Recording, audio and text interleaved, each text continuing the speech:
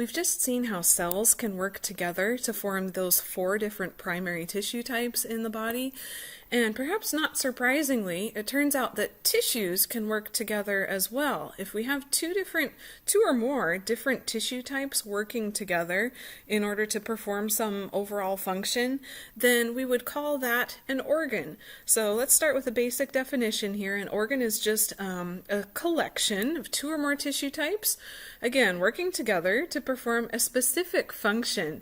So there are lots of different examples of organs throughout the human body.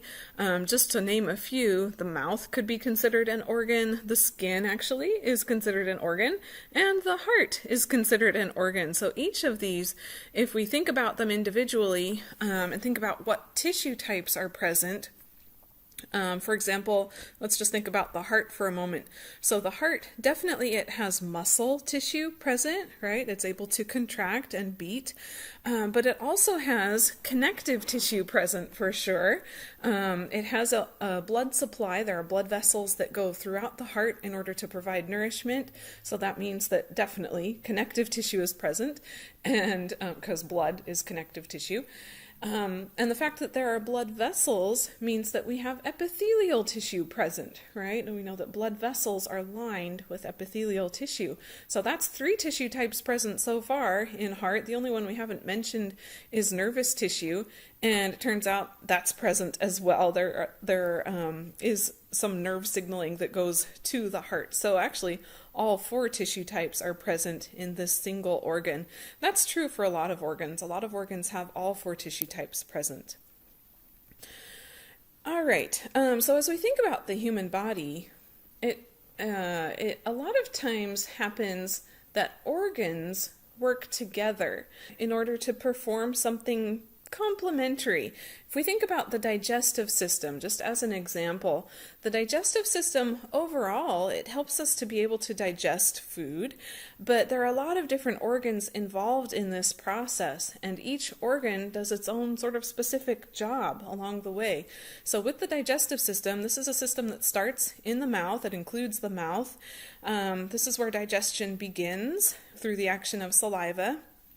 And then we've got the esophagus, which carries the food down to the stomach. The stomach carries out a different set of digestive processes. This is where a lot of our proteins end up getting digested. And then into the intestines, this is where a lot of the fat processing takes place. So there are a lot of different organs involved, and each one does a slightly different job, but overall, all put together, they're helping us to digest our food. And so we would refer to this set of organs as an organ system. In total, there are 11 major organ systems in the human body, and we're going to be essentially spending a chapter on each of these organ systems, or at least on most of them. So let's just take a look. What are the 11 organ systems in the human body? Here they are, all represented on this slide. We have the Integumentary System. This is essentially our skin on the surface of the body. We have the Skeletal System, includes the bones throughout the body, the Muscular System, and next up the Circulatory System allows circulation through all those blood vessels. The Lymphatic System, this is another network of vessels that goes throughout the body, and this is essentially where our immune processes take place. We'll come back to that later on. The Respiratory System includes the lungs and airways. The nervous system, this is where nervous tissue is going to play a major role. That's going to be a fun section. The endocrine system, this one might be a little bit less familiar to you. The endocrine system essentially is a system of organs that produce hormones that circulate throughout the bloodstream and cause different things to happen. So the endocrine system. Next up, digestive system, and then the urinary system and the reproductive system. So 11 organ systems in total. These 11 organ systems, if we think about where the organs are located, a lot of them are located in very specific cavities inside of the body. And we're going to need to be able to refer to different locations in the body as we go throughout this semester. So let's go ahead and define these different body cavities. When we look internally, it turns out there are some just sort of natural separations that exist inside of the human body. So looking at a human body, what are the major body cavities? Okay, we're going to learn some nomenclature here in this chapter, and it's best to just embrace it now, spend some time with this nomenclature, and get down what are these different meanings.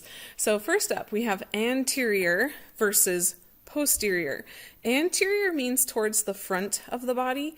Posterior means towards the back of the body. So right here, we have the anterior cavity, and then right here, we have the posterior cavity. And I'm just trying to hover over. This is the posterior cavity. It includes the cranial cavity where the brain would be at, and also the vertebral canal. In the anterior cavity, we have a couple of different compartments. We have the thoracic cavity. This word right here is pronounced thoracic.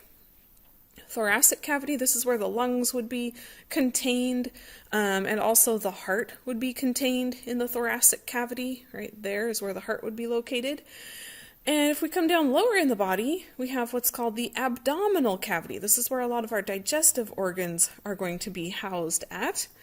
Okay, so that's it for major body cavities. It turns out that these body cavities are lined by membranes, and we already know that. We know that epithelial tissue is what lines things. It turns out there are really 4 different types of tissue membranes that might be present. So we've got serous tissue membranes. These are membranes that provide lining and lubrication so that there's less friction. We could also have mucous membranes. These are membranes that produce mucus in order to provide lubrication and also to trap foreign particles. Synovial membranes. These are special membranes that line joint cavities. So they provide lubrication. They provide a watery fluid that lubricates the joint. And then last up, cutaneous membranes. Essentially, this is the skin. So 4 different types of tissue membranes that might be present and lining these body cavities. In order to describe position on the body, here's another slide with a lot of nomenclature. Again, these are just words that we're going to need to be able to use in order to describe location on the body. So you'll want to spend some time with this slide getting these words down. There are 3 different planes that we will be referring to on the human body. And let's just go through them here. The mid-sagittal plane, this is the plane that divides the body into right and left halves. So the green plane in this picture, this is the mid-sagittal plane.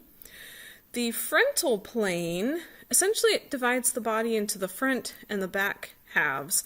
So the way that I remember this one, frontal, imagine it goes through the forehead, through the front of the head in blue, right? That is the frontal plane, separating front from back. Transverse plane, this is the plane that separates the body into top half and bottom half. So the transverse plane is shown in red right here in this slide. In addition to referring to these 3 major planes, we want to be able to describe even more specifically about like relative position. So how would you describe the location of the hand relative to the elbow, for example? We need to be able to describe whether something is closer to the body or further away from the body with reference to location like that. So some more terms that we need to know are about relative position. Okay, we already mentioned these first 2, anterior versus posterior. Anterior means at or near the front. Posterior means at or near the back. Next up on the list, we have another pair here, proximal versus distal. Proximal means something is closer to the trunk of the body. Distal means something is further away. So one thing to be a little bit careful about when we're using these words, I have to be comparing the location of 2 things.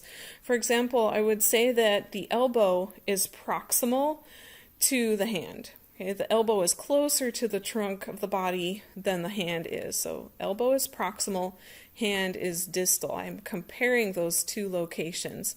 I can't just point to, what I can't do is I can't just point to one specific location like just the elbow.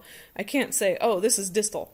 That doesn't make any sense because I haven't compared it to another location. So, right, I could say the elbow is distal compared to the bicep if I wanted to. But I could also say that the elbow is proximal compared to the hand. Okay, so it's always with reference to something else. Proximal versus distal. The next pair, last pair on this list, is superior versus inferior. Superior means situated above or pointed upwards. Inferior means situated below or directed downwards. So let's see here. I'm trying to think of a good example off the top of my head. Coming over to this picture, the head is superior to the rest of the body. The legs are inferior to the abdomen. We could also look at how the arm is positioned right here, and we could even say that the hand is superior to the elbow. That's kind of a tricky one, though. That's not a great description because this person could move their arm, right? They could just put their hand down if they wanted to, and then my statement would no longer be true. So with limbs, with things that move, it's better to use the distal versus proximal description as opposed to superior versus inferior. This one's not always going to be accurate because it depends on the current positioning of the body.